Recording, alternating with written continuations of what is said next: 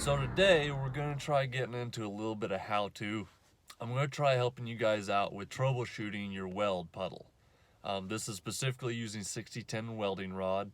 We're going to look at all the different things that kind of go on with guys that are just starting to weld or learning to weld. We'll take a look at what the puddle looks like and how you can change it or what's going wrong. I feel like most of the time a lot of the how-tos are always showing you the right way, how you need to do it, but they never spend any time on what's going wrong. If you're just learning, there's a lot of things going wrong, so I'm going to try helping you troubleshoot what's going wrong and see if we can get it right. So what we're starting off with here is the appropriate heat. You can see the puddle's just really uniform, kind of cooling. You have a little bit of a longer tail going on there, but that's roughly about the right gap, arc length, speed, and heat that you're wanting to have while you're welding with fast freeze rod. On the second one here, this is where the heat is way too hot. You can see the weld puddle's kind of out of control. It's throwing sparks everywhere. Got a really long, sharp, pointy tail on it. That's not really best. You can't really keep control of it very well. This next one, now you can see this one's where we're welding way too cold. The puddle's really cold. It's going to look kind of uniform just because it's that way, but it's very humped up and it's not really tying in very well at the edges. It's all just kind of focused in one spot, and the puddle's really small. This one is where your arc length is just too far away. It's very sporadic. Most of the weld metal isn't really going towards the puddle. It's kind of flying all over the place. This is where you know you're arcing way too far and you need to close up that welding arc length. This one here is where the arc length is just way too tight. You guys can see I'm really just bearing down into this puddle.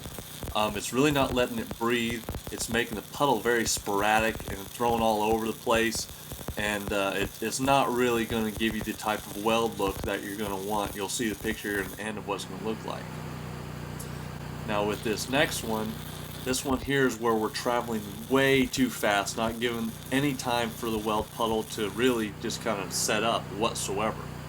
And on the last pass here, guys, this is where it's just going way too slow. That weld puddle's growing way larger than needs to be.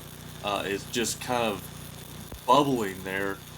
You gotta pick up your speed there. The heat's right, but it's the arc length's right too.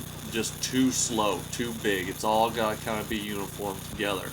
So what I did here is I took a picture of all the welds here that we just did. Now you're looking at A. A was the proper heat, travel speed, and arc length. I do have to apologize for the look. I'm not very happy with it. I gotta get used to welding around a camera. This is my first time, so it was something new for me. So I do apologize. A isn't perfect, but it was all the right parameters. B was where we were welding way too hot. It's blasted out very flat. There's no weld kind of in the middle. There's no weld material reinforcement, and that's really kind of what you want. So that was not very good. If your welds are looking like that, you need to turn it down just a little bit. Now C does look good, but if you could look down flat across it, it's very humped up. It is not very, it doesn't have very good penetration, and it didn't really tie in very well to the edge. It's kind of just laid on the material. It's not welded into the material. So where it may look good, it still needs to be turned up a little bit. Now D, that was where you have the arc length that is just way too far. You could see, the weld spatters all over the place. The weld material was not transferring, or the welding rod material was not transferring to the plate. It was actually just flying everywhere. It wasn't transferring to the puddle that you needed, where you needed it to be. So make sure you close up that arc length so that you're keeping it kind of tight, but not too tight where it's actually able to breathe a little bit. Now E, that's just where I'm suffocating the rod, and you can see that. You can see the current as it's going through the puddle. When it's not transferring material, it's just kind of swirling in the puddle. you can see as the puddle's cooling, it's kind of got that swirl look, and that's really not a good granular um, layout for the weld material. It's actually not a very strong weld. There's so much more metallurgy that goes into it, but E is not right, guys. That's where it's just way too tight. So let it breathe a little bit, open up your arc length just a little bit. Now F was where I was just racing across there.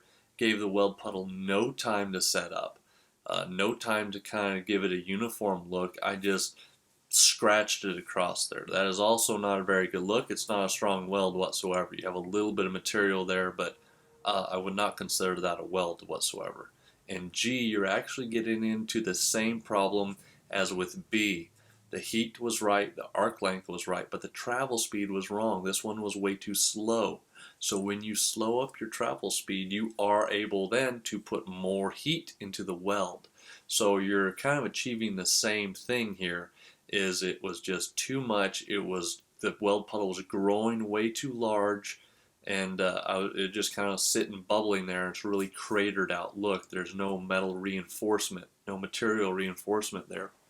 So guys, what the whole point of this movie was to really teach you is that with those three things with stick welding specifically, is with your heat, your travel speed, and your arc length, you can actually create a whole bunch of different kind of things going on. There's a lot going on with stick welding, and that's why I love it so much, is because it takes a lot of practice. There's so many different variables going on all at once, including your welding rod getting shorter as you're welding.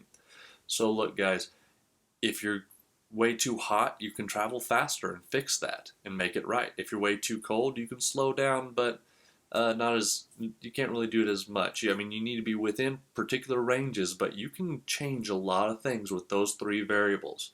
So mess around a little bit, try it out, try changing those three variables and see what you guys can come up with. I hope to help you to kind of see what a weld profile looks like when it's done, and what the puddle's looking like underneath the hood when all these things are going wrong for you.